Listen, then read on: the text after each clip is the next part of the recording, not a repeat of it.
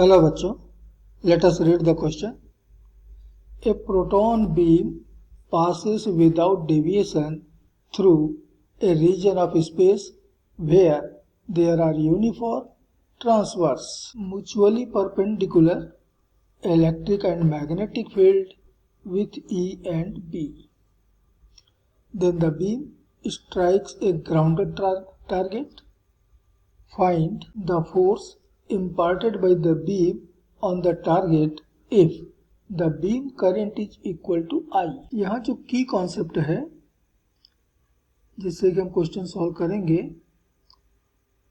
वह number 1 Lorentz force,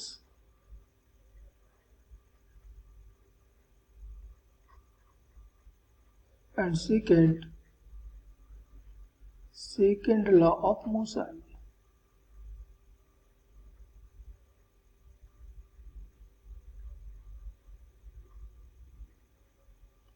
ये दो कॉन्सेप्ट यूज करके हम क्वेश्चन सॉल्व करेंगे. अब हम कुछ डेटा एज्यूम कर लेते हैं. पहला, mass of each proton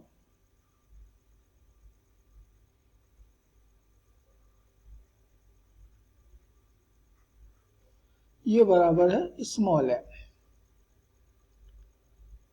second, number of protons striking the target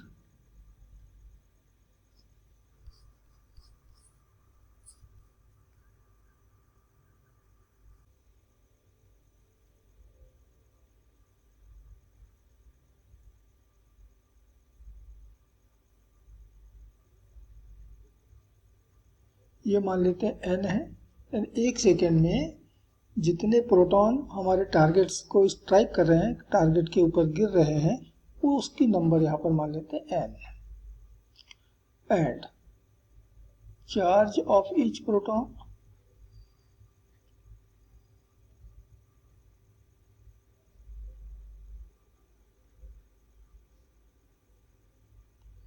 ये तो हमको मालूम ही है, स्मॉल ई के बराबर होता है. एंड वेलोसिटी ऑफ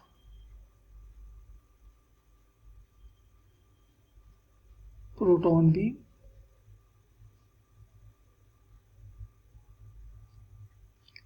ये मान लेते हैं कि v है. तो इक्विवेलेंट करंट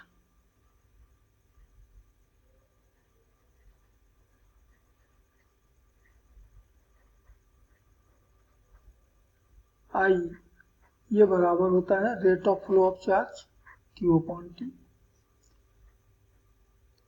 एक सेकेंड में हम कह रहे हैं n प्रोटॉन जा रहे हैं, तो n प्रोटॉन जो चार्ज कैरी करेंगे वो होगा ne. टाइम यहाँ पर हमने एक सेकेंड लिया. And therefore n is equal to the number of protons striking the target per second is I/E. इतने प्रोटॉन एक सेकेंड में हमारे टारगेट के ऊपर गिर रहे हैं. तो मान लेते हैं कि हमारा टारगेट है और ये प्रोटॉन बीम है. ये प्रोटॉन बीम जब टारगेट से जाके टकराता है तो वहीं रेस्ट में आ जाता है, यानी अपना सारा मोमेंटम लूज कर देता है. और वो जो मोमेंटम लूज करता है वो टारगेट को मिलता है. तो पर सेकेंड कितना मोमेंटम लूज हो रहा है, यही होता है force according to second law of motion. तो पहले तो हम इस प्रोटॉन बीम की वेलोसिटी मालूम कर लेते हैं. तो since the proton beam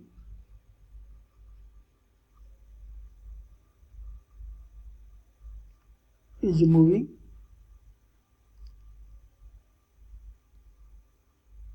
without deviation,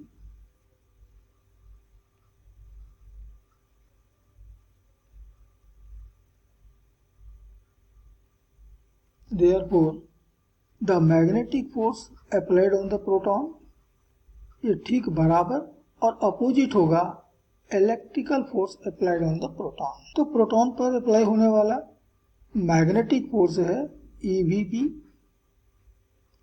E हो गया चार्ज, V वेलोसिटी और B मैग्नेटिक फील्ड. ये लॉरेंज फोर्स हमको मालूम है. और इलेक्ट्रिक फील्ड जो फोर्स अप्लाई करता है वो होता है the charge into intensity of field. तो यहाँ से हमारा E तो हो गया कैंसिल और मिल गया हमको velocity V equal to E upon B. यानी जो प्रोटॉन है वो इतने स्पीड के साथ में टारगेट से आके टकरा रहे हैं। सो इनिशियल मोमेंटम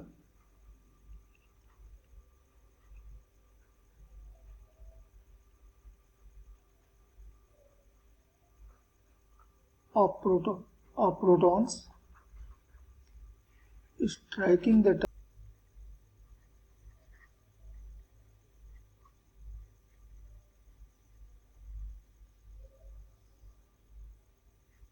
पर सेकेंड। तो एक सेकेंड में हमने कहा कि n इलेक्ट्रॉन मूव कर रहे हैं, हर एक इलेक्ट्रॉन का मास m है और वेलोसिटी भी, तो इतना इनिशियल मोमेंटम प्रोटॉन बीम के पास है। एंड आफ्टर स्ट्राइकिंग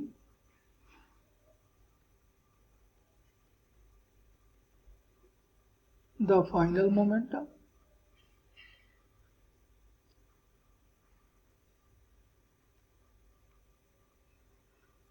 ये तो भाई 0 होगा क्योंकि टक्कर के बाद सारे प्रोटॉन रेस्ट में आ गए।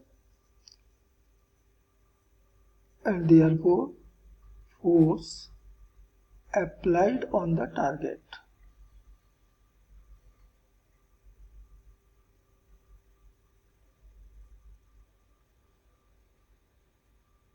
F is equal to the change in momentum upon time interval।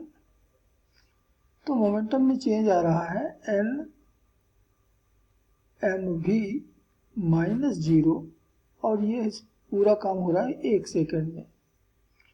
अब यहां मैं n की वैल्यू रख देता हूं I upon E into mass m और v की वैल्यू भी रख देते हैं E अपॉन बी।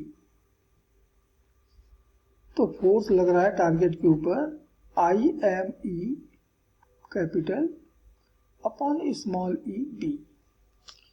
तो इतना फोर्स टारगेट के ऊपर प्रोटॉन बीम ने अप्लाई किया हुआ है। And this is final answer of this question. Hope you understood it well. Best of luck.